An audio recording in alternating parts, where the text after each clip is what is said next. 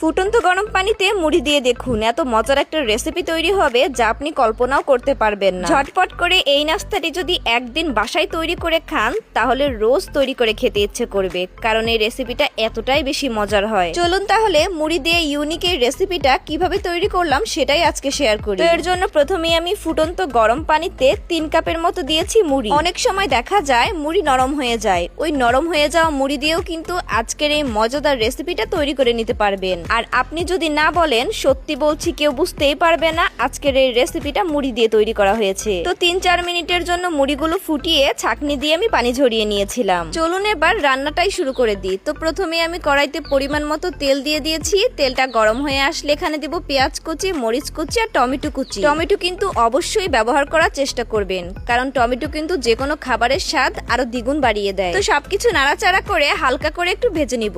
এবার কিছু গুঁড়া মশলা অ্যাড করব, যেমন সামান্য পরিমাণ হলুদের গুঁড়া, মরিচের গুঁড়া আর পরিমাণ মতো লবণ। তবে হলুদের গুঁড়া, মরিচের গুঁড়া আপনারা না দিতে চাইলে এটা স্কিপ করে যেতে পারেন, তবে আমার কাছে মনে হয় দিলে টেস্ট কালার দুইটাই ভালো আসে। তো সবকিছু খুব ভালো মতো নাড়াচাড়া করে মিশিয়ে নেওয়ার পরে এগুলোকে এক সাইডে রেখে এখানে একটা ডিম ভেঙে দিই। ডিমটা ভেঙে নেওয়ার পর সামান্য পরিমাণ লবণের ছিটা দিয়ে ডিমটা আমি ভেজে নিব। আপনারা চাইলে এখানে আরো কিছু অ্যাড করতে পারেন, যেমন আরো কিছু সবজিও অ্যাড করতে পারেন, তবে আমার হাতের কাছে যা ছিল তাই দিয়েই কিন্তু আজকের এই রেসিপিটা আমি তৈরি করে নিয়েছিলাম। ইউনিক মুড়ির এই রেসিপিটা যাকে আপনি তৈরি করে খাওয়াবেন সে তো আবারও বায়না ধরবে এই রেসিপিটা তৈরি করে খাওয়ানোর জন্য। আর রেসিপিটা তৈরি করার পর কেউ বুঝতেই পারবে না এটা কি দিয়ে তৈরি করা হয়েছিল। তো যাই হোক, টমেটোর সাথে ডিম, পেঁয়াজ, মরিচ সব ভালো মতো মিশিয়ে নিয়েছি। এবার যে মুড়িটা আমি সিদ্ধ করে রেখেছিলাম, সিদ্ধ করে রাখা মুড়িটাই কিন্তু দিয়ে দিলাম। অবশ্যই পানি ঝরিয়ে দিবেন, খেয়াল রাখতে হবে মুড়িতে যেন পানি না থাকে। এবার সবকিছু খুব ভালো মতো নাড়াচাড়া করে মিশিয়ে নিতে হবে। এই পর্যায়ে আপনারা 5 টাকা দামের স্বাদে ম্যাজিক মশলাটা ব্যবহার করতে পারেন, তবে আমার হাতের কাছে নুডলসের মশলা ছিল তাই কিন্তু নুডলসের মশলাটাই ব্যবহার করেছি। আপনাদের হাতের কাছে